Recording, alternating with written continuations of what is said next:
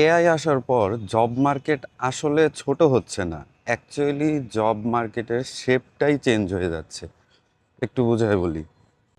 Goldman স্যাক্সের 2026 সালের April মাসের একটা রিপোর্ট বলতেছে যে আমেরিকাতে প্রতি মাসে 16,000 জব এআই এর কারণে চলে যাচ্ছে। তো এইটা কিন্তু একেবারে রিসেন্ট রিয়েল ডেটা। তবে এই জায়গায় একটা ক্যাচ আছে। এই একই রিপোর্টে বলা হয়েছে যে অ্যাকচুয়ালি এআই এর কারণে 25,000 জব মাসে চলে যাচ্ছে। আবার এই এআই এর কারণেই আবার হচ্ছে 9,000 জব ক্রিয়েট হইতেছে।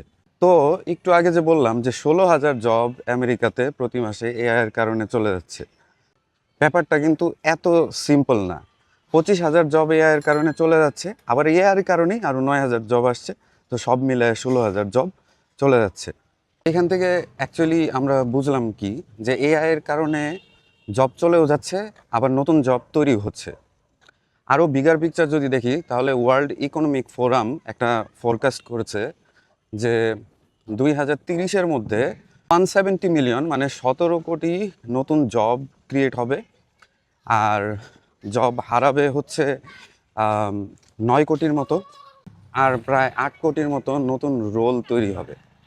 এখন কথা হচ্ছে যে এআই এর কারণে রিমোট জবের সেক্টরটা কেমন হতে যাচ্ছে। তো এমনিতেই নর্মাল ট্রেডিশনাল অনসাইট জব থেকে রিমোট জবের স্কোপটা এআই এর কারণে 3 গুণ বেশি। এটা আমার কথা না, এটাও কিন্তু ওয়ার্ল্ড ইকোনমিক ফোরামের কথা।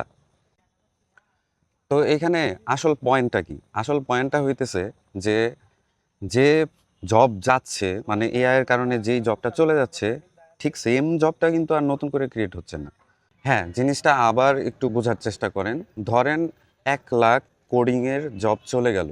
এর মানে এই না যে আপনার 2,00,000 কোডিংয়ের জব আরও আসবে ভবিষ্যতে।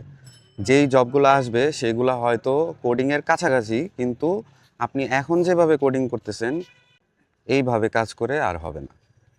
যাই হোক, পরের ভিডিওতে আমি বলবো যে কোন জবগুলা কমে যাচ্ছে আর কোন জবগুলা ভবিষ্যতে আসছে। তো ফলো দিয়ে রাখুন। ধন্যবাদ।